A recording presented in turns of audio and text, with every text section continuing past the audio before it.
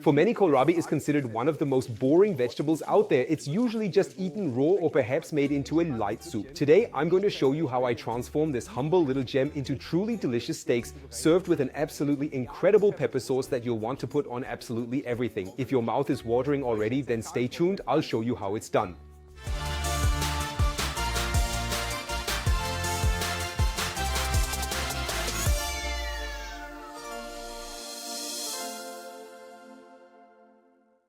Water is already simmering right here next to me on the stove. First, I'll trim off the leaves. The thick stems can be discarded. So if you have the opportunity to get kohlrabi with really crisp, fresh greens, definitely take them. They're super delicious, extremely healthy, and I'll show you what truly tasty dishes you can prepare with them right away. All right, first, peel the kohlrabi. And when you think of something impressive like a steak, you might assume, oh, the bigger the kohlrabi, the better it is. I always say, yes, a nice big steak on a plate certainly looks impressive and appealing, but the smaller the kohlrabi is, or to put it another way, the larger the kohlrabi is, the tougher it can sometimes be. You often have to cut off a relatively large amount of its peel. Well, I'm always a big advocate for the idea that when I'm munching on raw vegetables, it's always better to opt for the smaller size, and for this particular meal, a medium-sized steak.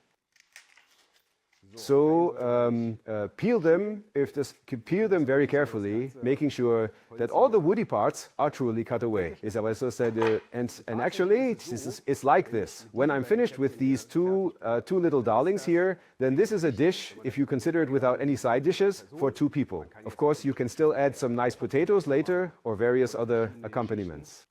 At my place, something exactly like this is a perfect evening meal. In the evenings, I don't really eat anything with side dishes all that often anyway, so I actually try more or less to keep the carbohydrates at a relatively low level. Cut this straight for me. I really love it. You should cut the kohlrabi into approximately 1 centimeter thick slices.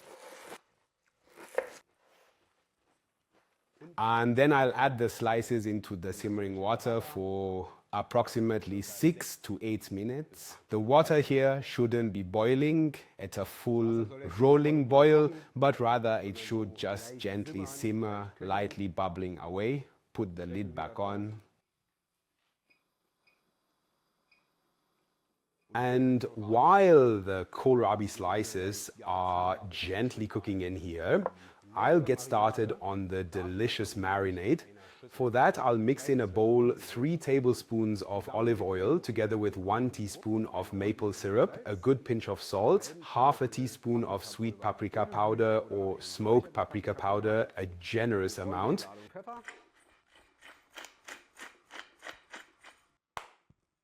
A teaspoon of apple cider vinegar and half a teaspoon of mustard.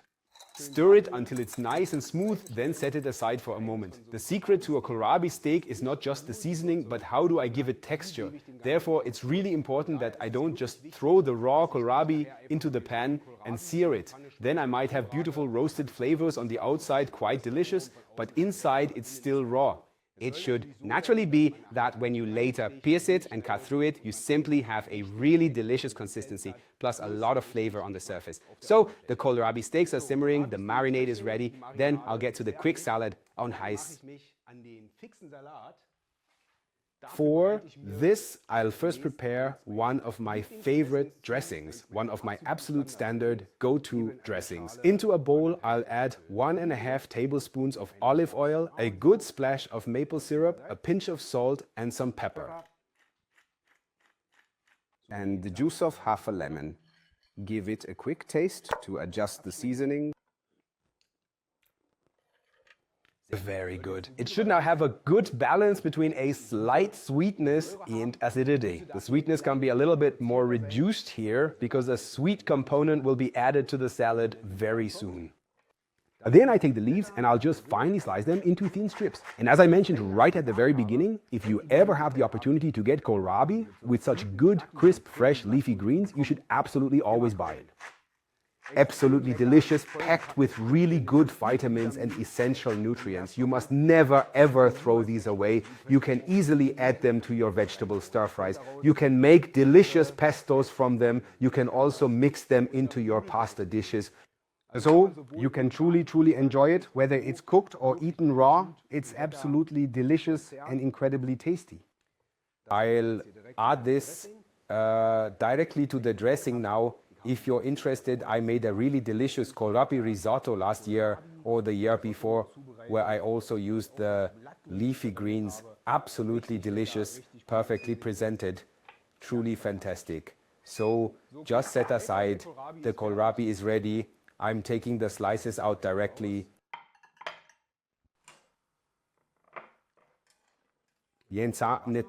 And the water in which the kohlrabi was just briefly pre-cooked, you certainly don't have to throw that away. You can use it directly as a base for a delicious vegetable soup. So of course there's already a little bit of flavor in it. I'll just set it aside for now. And I can set this aside to use at a later time. Ja, pause. See, this little So I'll place the pan onto the stove and then turn the flame on underneath it. Chart pause. For the salad, I'm going to take an apple, carefully remove the core from its center, and then proceed to dice the apple into small pieces. And also add it to the salad as well. So the salad is also very quickly prepared. This way, the kohlrabi has been put to excellent use. And healthier, fold the apple in here. It's so nice when you simply use everything that accumulates in the kitchen, from the vegetables, from the particular produce, and make use of it. I think that's really great.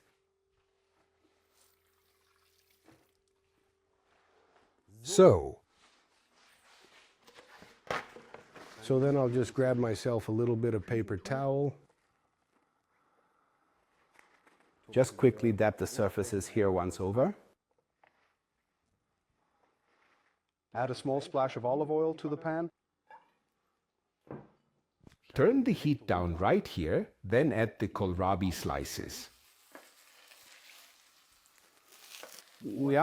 Brushing the surface directly with the marinade here. Because the kohlrabi has no fat, it's really important that the heat isn't too high, otherwise the surface will burn very quickly. So take it nice and easy. It's always better to give it one more turn. Here, in this particular instance, to the salad, I'm going to add 1 more tablespoon of sunflower seeds, and then that will be everything for this. It's genuinely quick, completely straightforward, and utterly uncomplicated. It's all prepared. All right, that one is completely ready. And can already be placed to the side. The kohlrabi has been in the pan for about a minute now. I'm going to turn it over for the first time now.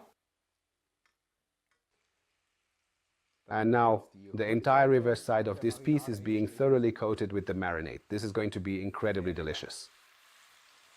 It's already starting to smell, of course, as the first marinated side hits the heat. Such wonderful aromas, boom. And let it fry again for about 1 to 2 minutes. For the sauce, I'll slice 2 spring onions into very fine rings.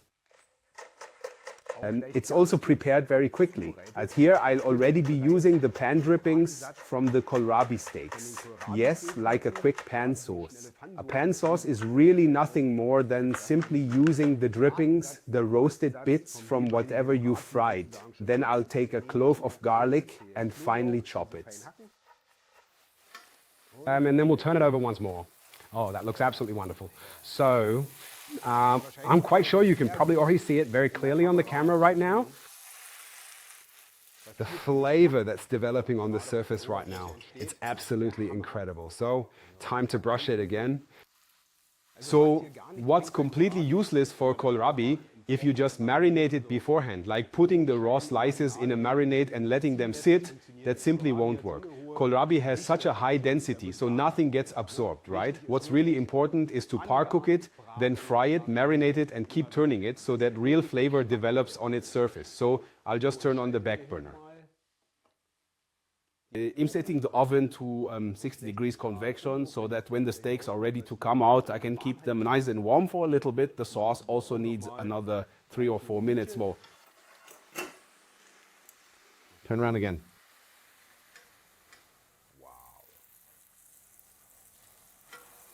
Wow, wow, everybody.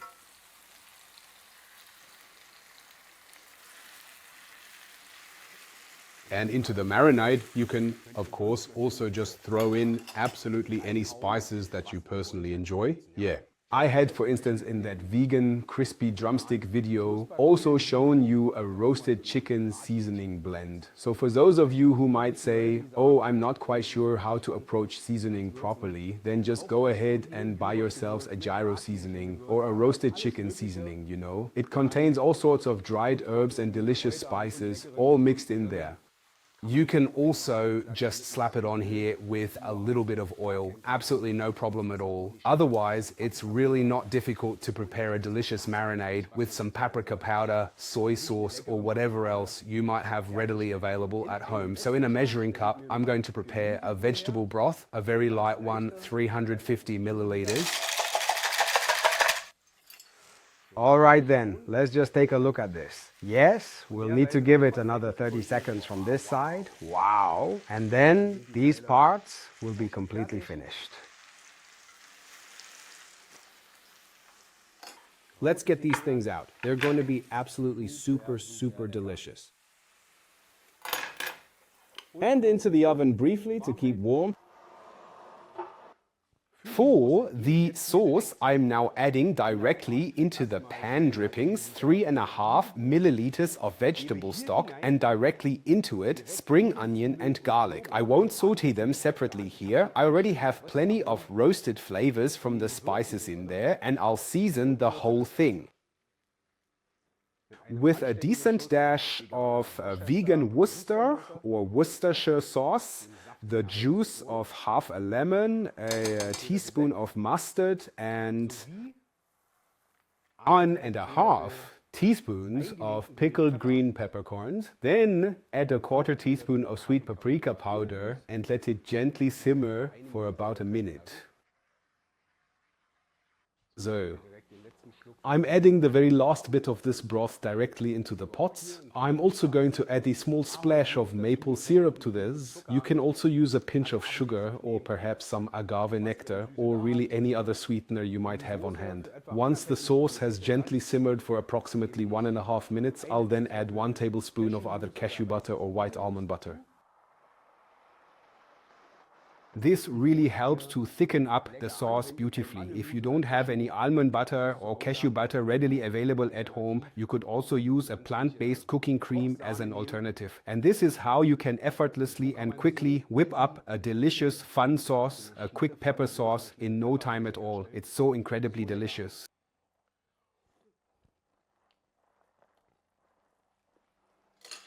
Fantastic. I don't need to do anything more to it. I'm turning this off now. I'll get a plate ready and then I can start plating it. All right, everyone. And my incredibly tasty, fantastic kohlrabi steaks are ready with a quickly prepared pepper sauce and a salad made from kohlrabi leaves. This is exactly the kind of cooking that many people miss. Hearty, honest, and simply just plant-based and vegan. If you know anyone who doesn't believe that this is truly hearty, prepare it for them, make it yourselves, and delight yourselves and your loved ones. I'm going to try it now. So tender.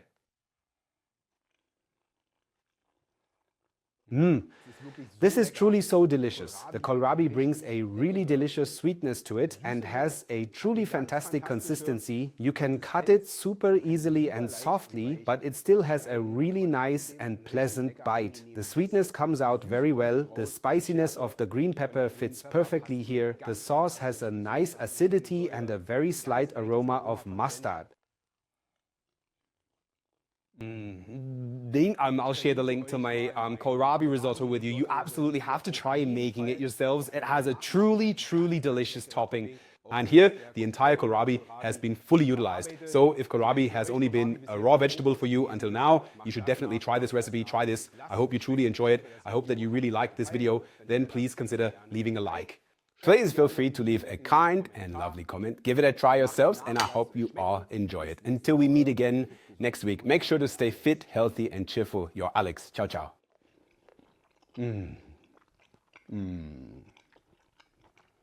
Wow.